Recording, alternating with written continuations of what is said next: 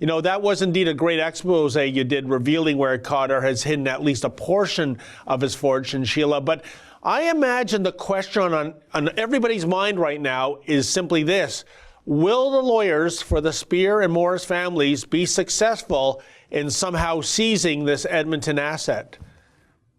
Well, that remains to be seen. They have a battle ahead of them getting a Canadian court to enforce that $134 million wrongful death judgment that they have. I believe it's in a Utah court here in Canada. So the best they can do and the best that I can do right now in the interim is to track where some of that money went. And now we know where at least a third of it has gone.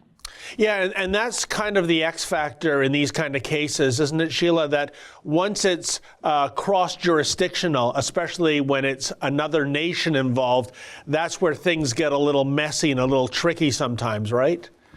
Yeah, I mean, they've had some serious hurdles put up against them as they've tried to enforce the judgment here. Like I said, so the best we can do right now is make sure that if we have information like this about where some of the hidden assets are, whether it's his home that he co-owns with his wife or this piece of property that he co-owns with another business partner, if we can flag it back to the lawyers for the families, at least we're doing something to keep our eye on the prize for them.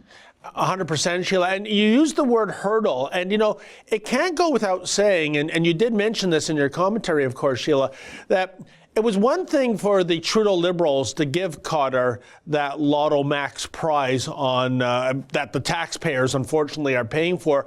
But it was quite another thing, wasn't it, when they structured the award in such a way that it was going to be very difficult for anybody to get their hands on this money. Yeah, I mean, just think about that.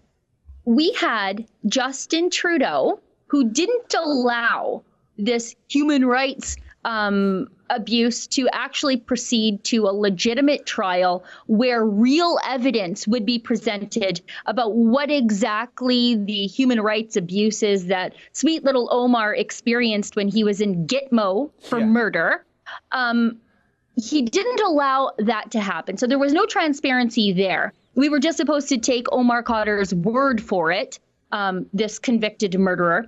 And then secondarily, he structured it in such a way that it would be protected from these families. They were being denied justice by a prime minister who was cooperating with an enemy combatant's lawyers. It's crooked. It's crooked, it's disgusting, and it's against Canadian values.